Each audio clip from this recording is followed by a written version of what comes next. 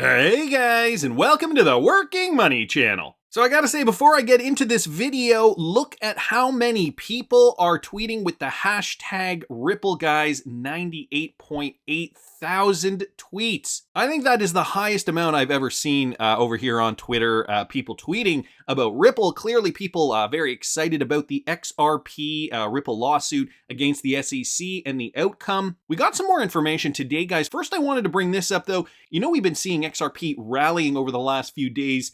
It seems like every time XRP breaks out on its own, BTC tries to crash it. Why is that? I don't know if you guys have noticed that, but I feel like I've noticed that as well.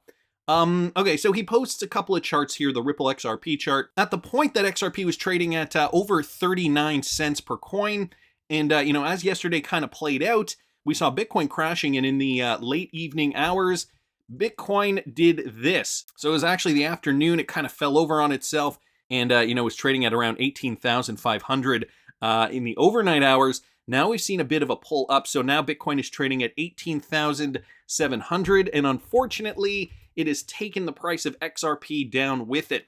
So, I mean, we're lucky we did get this pump over the last few days. I still think it could have been an attempt at front running. Unfortunately, though, for Bitcoin, and I mean, Bitcoin still affects the market, so because Bitcoin did collapse, we did see that price come right back down, and now XRP is trading in the 35-cent region, so still above where it was back on September 16th. It was trading at 32.5, so didn't quite come right back down to this level here of support. We are seeing a lot of volume in here affecting the trading, and you guys can see buyers and sellers here. If I get rid of some of those squiggles, actually, you guys can see buyers and sellers finding a nice balance here of where they want to buy and sell XRP respectively. So XRP trading at 35.2, what did I say? Bitcoin trading at 18.7. All this, guys, in the light of this Google search, an interesting find here by DJ Peter Vass. Google searches for Ripple were up 45% in the past week, and guys, this is a worldwide search, so this was from Sunday, September the 11th to Saturday, September the 17th, so just this past Saturday, and the search results were up 45%. I am not surprised, considering I'm sure many in the crypto space are likely, likely want to know more, considering we have gotten more updates on the lawsuit, you know, more of a concrete idea of where we could find ourselves as XRP hodlers in the coming months, possibly, hopefully, fingers crossed. And so we're also getting news like this, guys, from Michael Branch here. Seychelles-based global cryptocurrency exchange OKX. They just launched an earned staking program for Shiba Inu and Ripple's XRP, guys, with up to 12% APY. Now, I say this, I bring it to you, but I also, want to caution people, whenever you're looking at these kinds of exchanges and, the rate of return is too good to be true. Not to say that 12% is too good to be true. I mean, they might be on the up and up, but I would always be careful. I would always look into exchanges like this. I have no idea who these guys are. I just noticed this and I thought I'd bring it to you because it is an interesting opportunity. So their exchange, OKX, added Shiba Inu and Ripple's XRP to earn while introducing the Gold Rush bonus promotion. The promotion enables Shiba Inu holders to earn high staking rewards with up to 12%. OKX, an innovative cryptocurrency exchange with advanced financial services, launched the first phase of its Gold Rush bonus promotion for the two biggest canine-themed cryptocurrencies, Shiba Inu and Dogecoin, along with Ripple's XRP, Litecoin, and Filecoin. So they have added XRP to this promotion here. As you guys can see, you can earn staking with up to 12% APY. So, if this is something you guys are interested in, I will leave this in the description of the video for you. They describe themselves as this, okay, OKX Earn is the service offered by OKX that helps its users to earn passive income on their crypto portfolio. Founded in 2017, OKX is a one-stop cryptocurrency platform with over 20 million registered users from over 100 countries. A Seychelles-based cryptocurrency exchange allows its millions of users to trade more than 343 cryptocurrencies and 617 trading pairs on its platform. In addition, OKX also facilitates its users to convert over 30 local currencies into BTC, ETH, and USDT or other cryptocurrencies in minutes using their credit card or other payment methods. Now, for one thing, since they've been around since 2017, that gives me a little bit more confidence in a cryptocurrency exchange that, has been around for 5 years at least. How memories are short sometimes. Let's think back to what happened in April and May with the Celsius collapse, with the Terra Luna collapse. So we got to be really careful, but I mean, this is a good sign, I think, at least one good sign. And they have, started adding coins, and now they are adding more, including Ripple's XRP. So just thought I'd bring that to you. Wanted to thank Michael for posting that. And with regards to VeChain partner news, guys, I saw this from the Cryptic Pod, okay? UCO Network, they've just partnered with VeChain, the first blockchain-based ESG-focused biofuel platform, and the VeChain Foundation, overseer of the world's leading sustainability-focused public blockchain, VeChain Thor, are thrilled to announce a long-term partnership to build infrastructure for the global used cooking oil industry, opening a plethora of new opportunities with the advanced biofuel sector. UCO Network provides used cooking oil traceability solutions with a focus on automatic compliance with the European Union's Renewable Energy Directive. The platform uses a combination of blockchain and IoT technologies to mitigate the risk of used cooking oil supply chain fraud. After evaluating multiple smart contract platforms and their capabilities, VeChain Thor was UCO Network's Layer 1 blockchain partner of choice. So, so many use cases for VeChain, and, it seems like they're surprising me every single day. The fact that, we can only see in front of our eyes what we know. I mean, supply chain is a very obvious one. Preventing counterfeit, this is kind of how VeChain originated. Preventing the counterfeiting industry from really thriving in China. So, they track products from conception or farming or mining or wherever, original resources to, the end user final at retail. So, for example, tracking Louis Vuitton bags, that is one application. But who would have ever thought that there would be a counterfeiting cooking oil industry? Meta-transaction features native to VeChain Thor's core protocol, such as multi-party payments, multitask transaction, controllable transaction lifecycle, and transaction dependency, make development more user-friendly, meeting the scalability needs of UCO Network's planned enterprise adoption. And so, these guys are finding another solution for the VeChain Thor blockchain, just expanding their use cases. Obviously going to be good for VeChain holders if you guys do hold the VET token. That is one of my more recent-ish investments. I mean, I got into the VET token back in 2020, not at its absolute bottom, but still, at a really good price point, about 1 cent, just over 1 cent down here. And now VeChain is trading at about 0.022. So I'm still holding my VeChain because I am seeing, more partnerships in the space, really expanding that ecosystem. So I thought that was great. Wanted to thank the Cryptic Poet just for posting that. And guys, this from T-Hole Bedict, okay? It looks as though there's a Ripple partnership that is making its way into the United States. So these guys are a Ripple and Mojo Loop partner, okay?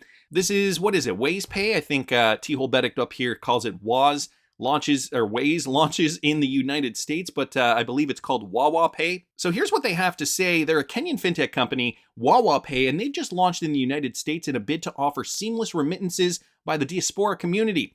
Wawa Pay's launch in the United States, or rather in Washington, D.C. on Friday, was graced by M. Lazarus Ameo, Kenya's ambassador to the United States, who said the firm had secured the necessary regulatory approval in the country. So that's interesting. And guys, here's some tweets from the Kenyan embassy in Washington, D.C., just tweeting out some photographs, I guess, of the event. The platform, which seeks to facilitate transfers of money across borders, was pioneered by these guys over here. Wawa Pay's website indicates the fintech's aim to improve financial inclusion among immigrants who are hitherto underserved by conventional banking and finance platforms. And guys, here's a quote. Wawa Pay's goal is to provide unlimited financial access and opportunities to everyone, especially those that are in underserved, overlooked, and misunderstood by the traditional banking systems globally, with an initial focus on people living and working outside their home countries. And this is what the website read in part. So, Wawa Pay, a Kenyan company, moving into the United States and launching what looks to be remittances, which will likely be facilitated, guys, through RippleNet. And the reason we know that is because T-Hole Bedict XRP up here also posted this. This is an older article from a couple of years ago, just stating that Ripple did partner with Wawa Money, a Ghanaian fintech platform. Now we're seeing this African company move into the United States. Now, we know that XRP cannot officially legally be utilized in the United States, considering, I guess it could technically be utilized, but no companies are touching it at the moment because of the court case. And T-Hole Bedict brings this up. So he says, Ripple and Mojo Loop are a partner, Stellar are as well. They likely will use interledger. Payments can flow through any asset along the way. So that is stating, at least insinuating, or the insinuation is that they might not use XRP right away. The first hop is USDC. All the rest passes through the connectors. They don't need to touch the non-security XRP to use it, at least not yet. until we get the clarity, guys. Now, with regards to the clarity, Digital Perspectives brings this up. The SEC cites the Reeves test in the summary judgment on page 47 in what appears to be a catch-all to broad brush XRP as a security. So here's a question. Why did both parties file a day early and coordinated this together? What else are they doing together? Are there settlement talks? So that's very interesting because, it was a bit of a surprise that we did get these filings on the same day or relatively close together. And they both did file early, so it's not like it was up to the deadline and they both kind of filed on the last day. So Brad here brings up a good point. Are there other things going on in the background that maybe they are discussing that, could be obvious? Knowing what we know and knowing how much we know about the lawsuit, I don't think I've ever followed a lawsuit this closely in my life. So could settlement talks be around the corner? Well, Stéphane Hubert bringing this up, an interesting observation here. And I'm no handwriting expert by any means, but he apparently noticed something interesting in these two signatures, or four signatures rather. Compare the two signatures of the SEC's chief counsel and the SEC's key witness. The difference between the two signatures is their understanding of the end and its inevitability. So we've got George Tenreiro here, counsel for the SEC, and this is before, and this is after. Looks a little stressed. I mean, this is my unprofessional opinion, but Stéphane bringing this up, comparing these two signatures here, and then that of Bill Hinman, okay? I declare under penalty of perjury that the foregoing is true and correct, executed on this day. So this is from June the 23rd, 2021. Bill Hinman's signature here, compared to Bill Hinman's signature here, I don't know. I mean, I can't really tell too much of a difference, but it does also look a little stressed and a little rushed, maybe. Again, I am no handwriting expert, but an interesting observation here by Stéphane Hubert. Some people down here, namely Ripple Eye, saying, hey, did this dude write with his feet? I mean, yeah, that signature kind of looks a little sketchy, doesn't it? Anyway, I am going to move on because the end game is near. We got some breaking news, some more input here from the XRP community lawyers, and Yahoo Finance was also picking up on the Ripple XRP lawsuit too. Basically, the long and the short of it, the SEC argued, among other things, that various statements by Ripple's executives demonstrate that Ripple sold XRP, and XRP investors bought the cryptocurrency with the belief that their holdings would spike in value over time. I think we all kind of understand this argument at this point. Here's a quote. Ripple publicly touted the various steps it was taking and would take to find a use for XRP and to protect the integrity and liquidity of XRP markets, the SEC said in its filing. For its part, one of Ripple's arguments was that there was no contract between the company and XRP investors, and that there was no common enterprise, one of the requirements under Howey. Many XRP hodlers buying through exchanges wouldn't have known who they were purchasing the token from, the company's filing said. And here's another quote. Even if the SEC were to engage in a belated post-discovery transaction-by-transaction analysis to identify XRP offers and sales with contracts, its claims would still fail as a matter of law. Not one of those contracts granted post-sale rights to recipients as against Ripple or imposed post-sale obligations on Ripple to act for the benefit of those recipients. So boom, this is the biggest statement from the filing, I think. And, attorney Jeremy Hogan also brings it up in a video that he did yesterday. Now, I urge you guys to watch the Jeremy Hogan video. I'm going to link this tweet in the description of my video, and his video is linked in here. New video, he says, Ripple pulls the rug out from under the SEC's Howey argument in summary judgment brief. And here's a little clip of what he said, okay? Attack Titan here, tagging me in this. Why didn't Ripple start the case off with this to begin with? Only thing I can think of is that they held this card close to their chest for an endgame play so the SEC would have less time to manipulate a response.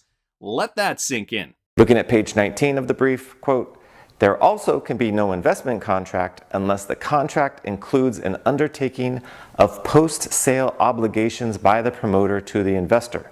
Otherwise, the contract is simply an asset sale. The Blue Sky cases rejected attempts to fit contracts without such obligations into that statutory language. So what's that mean? That means that when Ripple sold or sells XRP to you, it must have a legal obligation to you of some sort in order for there to be an investment contract and for there to be a sale of security. Let that sink in for a second. In other words, when you bought XRP, Ripple must have had a legal obligation to do something for you. But think about it. If Ripple decides to drop XRP altogether and use XLM instead for cross-border payments, do you have any legal recourse? No, you don't. There would be nothing you or I could do about it. Ripple has no legal obligation to you, and that, my friends, according to blue sky laws, which interpret the US securities laws, is the sale of an asset and not of a security. So Jeremy Hogan here, highlighting the blue sky laws. Ripple has no obligation, no legal obligation. And that is what they stated in the filing, no legal obligation to any of us investors. And I think that puts the nail in the coffin.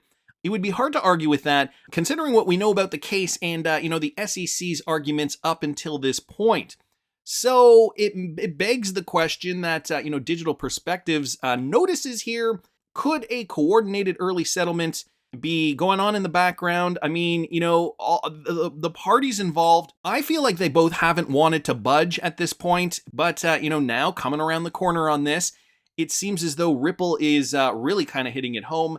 And to attack Titan's point here, why wouldn't they have led with this? Well, maybe it was part of, their talks. Maybe it was part of the lawsuit, but they really wanted to use this card right at the end, really kind of hitting it home that the sales of XRP do not constitute security sales for this particular reason. And yeah, I mean, for all intents and purposes, Ripple could start using XLM. And what would happen to XRP hodlers? Well, we'd probably all be very pissed off, but that's not the point.